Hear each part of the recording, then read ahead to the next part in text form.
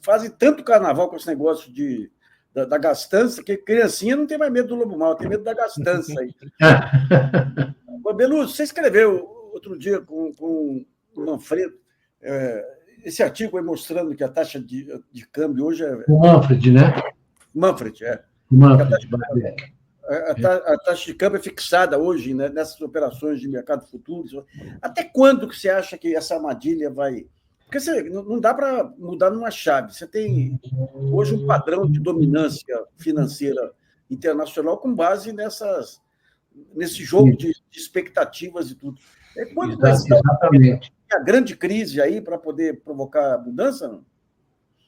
Olha, não vamos esquecer que a crise de 2007 e 2008 foi se desenvolvendo sem que as pessoas percebessem as dificuldades, as rupturas que estavam potencialmente presentes, né? As rupturas. Então, você teve todo aquele período em que você começou a criar ativos em cima de outros ativos, né? Como CDOs, etc. E você começou a negociar esses. Até um episódio, não sei se você deve ter visto, que foi feito pelos ingleses, que é muito engraçado, em que eles começam a discutir de uma maneira irônica, né, a visão dos economistas. Então, eles ficavam acentuando o caráter de manada desse jogo, de manada, né? Então, nós estamos observando novamente esse movimento de manada, porque eu não quero desrespeitar nem falar mal dos operadores, é que eles não sabem exatamente quais são as consequências dos atos que eles estão praticando. Esse que é.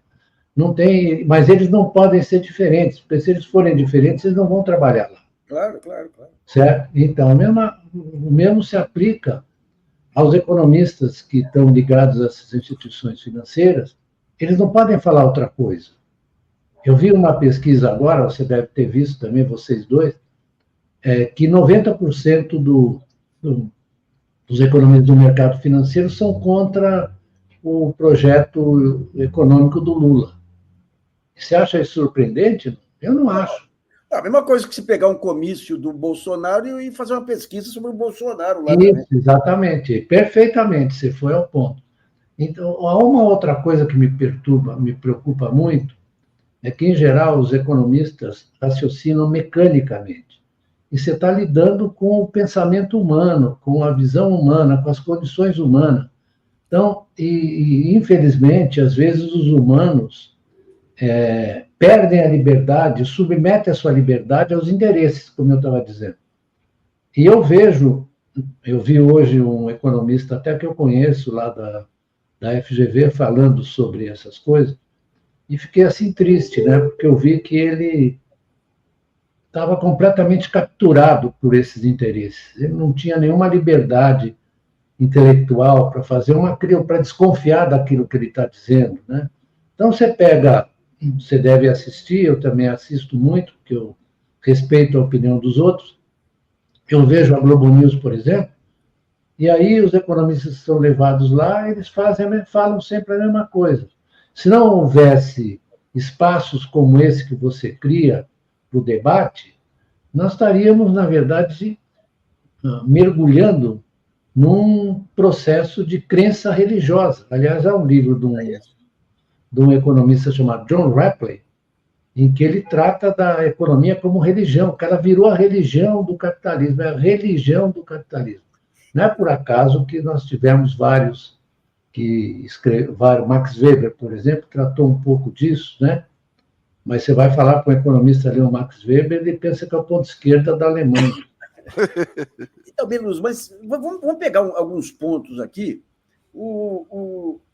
Você falou de 2008, todos aqueles... A preparação aí para a crise de 2008, nas bolhas que vieram antes. Nós tivemos, nos anos 20, aí, aquele monte de operações em cima de operações. Quando eu escrevi meu livro, Os Cabeças de Planilha, eu descobri um trabalho de um ex-presidente da Bolsa de Valores do Rio de Janeiro, contando o que eram as operações criadas no período do encilhamento. que era uma loucura, que é muita liquidez, muita especulação, os ativos não dão conta.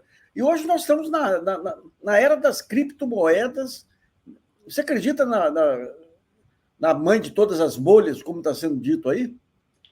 Foi dito pelo Rush Sharma. Ele escreveu, você até comentou no seu artigo lá do GGN, você comentou o Rush Sharma. Então, e o Sharma é um sujeito de peso nos mercados financeiros. E ele está apontando para um risco que não é desprezível. Nós não podemos esquecer que nós temos, por exemplo, na economia europeia, a gente tem que olhar também o panorama um pouco internacional. A França entrou numa crise feia, porque o primeiro-ministro foi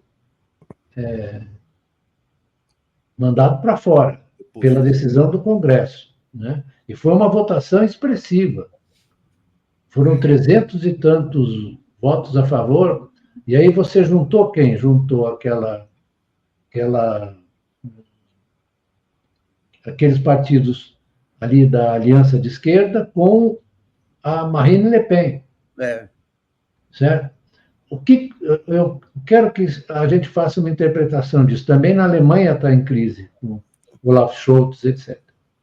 Então, o que a gente está assistindo é essa aproximação. Veja, na Alemanha também, você tem aquela líder esquerdista junto com a Alternativa para a Alemanha. Né? Todos eles contrariados com a situação que nós estamos vivendo.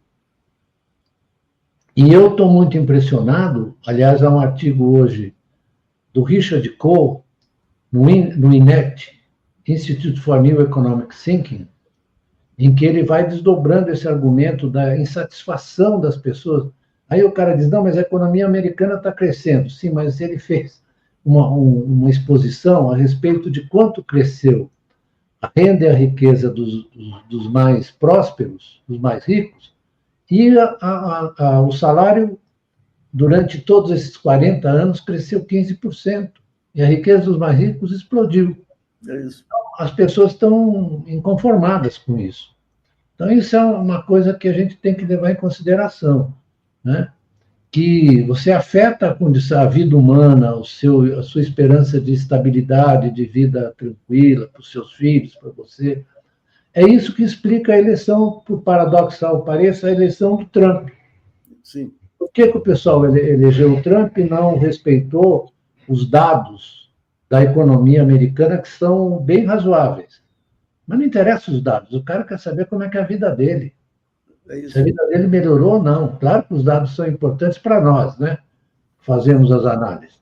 Mas para o povo comum não quer dizer nada, quer saber se o salário dele melhorou, se a comida dele está mais cara, é tudo isso. Então, foi o que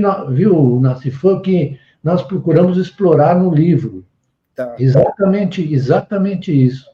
Não é por acaso que ali tem um capítulo que trata exatamente da filosofia, física e economia, para mostrar como a economia se descolou completamente da evolução dessas áreas do conhecimento, dessa ciência.